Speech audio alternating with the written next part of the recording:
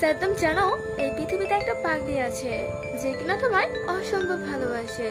তোমার বাবা মায়ের পরে যদি কেউ তোমায় নিঃশর্তহীন ভাবে ভালোবেসে থাকে, সেটা শুধু এই পাগলিটা। আমি তোমায় অনেক ভালোবাসি Saddam. Saddam, I love you.